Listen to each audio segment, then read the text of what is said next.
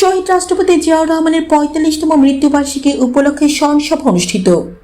স্বাধীনতার ঘোষক শহীদ রাষ্ট্রপতি জিয়াউর রহমান বীর উত্তমের ৪৫তম মৃত্যুবার্ষিকী উপলক্ষে নানা আয়োজনের মধ্য দিয়ে স্মরণসভা অনুষ্ঠিত হয়েছে।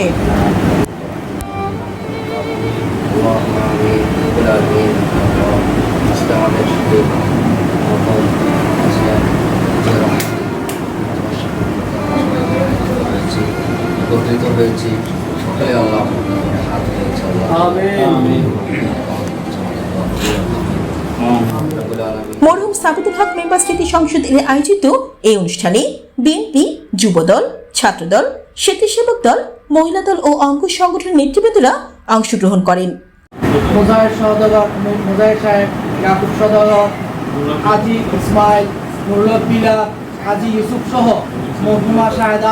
যারা আমাদের আন্দোলন সংগ্রামে ছিল এবং এই দল আজকে পর্যন্ত আসার জন্য যাদের অবদান ছিল, যারা প্রয়াত হয়েছেন তাদের রুহের মাগফিরাত কামনা করে অনুষ্ঠানে সভাপতিত্ব করেন সংগঠনের সভাপতি আজিজুল হক মাসুম। অনুষ্ঠানটি সঞ্চালনা করেন রোশন কিরামিন। স্মৃতিচারণ ও আলোচনা পর্বে বক্তারা শহীদ রাষ্ট্রপতি জিয়াউর রহমানের অসামান্য অবদান, দেশপ্রেম ও জাতির প্রতি তার আত্মত্যাগের কথা স্মরণ করেন।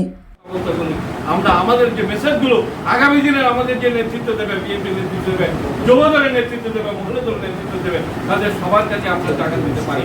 আমি আমাদের সম্পর্কে একটা ছোট্ট একটা তথ্য দিই। প্রধান অতিথি হিসেবে উপস্থিত থেকে বক্তব্য রাখেন উপাধ্যক্ষ নুরুল আলম রাজু। তিনি তার বক্তব্যে জিয়াউর রহমানের নেতৃত্বে দেশের অর্থনৈতিক মুক্তি ও জাতীয়তাবাদী আদর্শের কথা উল্লেখ করেন। বিশেষ অতিথি হিসেবে উপস্থিত ছিলেন সুলাইমান সর্দার, আব্দুল্লাহ আল সগির, আলী ইউসুফ, আলমগীর নূর, কামরুন নিসা, মাহমুদ সেলিম, মোহাম্মদ নাসির, ইয়াসিন চৌধুরী রানা, মান্নান উদ্দিন, মাহবুদ হাজি, আব্বাস আলী, আবু কালাম, আলমগীর, মাহবুব সিদ্দিকী, শাকের, নেজাম, জহির, এরশাদ, সাত্তার, জাকির, টিপু, শাহজাহান, আইমন, খলিলুর রহমান, ইমরান, রাসেল প্রমুখ।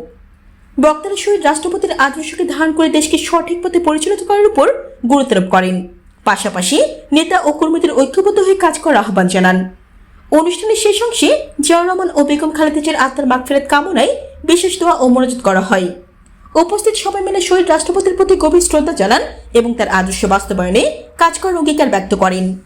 বক্তব্য রাখার জন্য অনুরোধ জানাচ্ছি আমার রাজনীতির গুরু, আমাদের বৃহত্তর বাকুলিয়ার কৃতি সন্তান, মহানগর বিএনপির সাবেক সহসভাপতি, বর্তমান কমিটির সুযোগ্য সদস্য, যদিও বা ওখানে যে বৈষম্য করা হয়েছে উনি যুগ্ম আহ্বায়ক হতেন।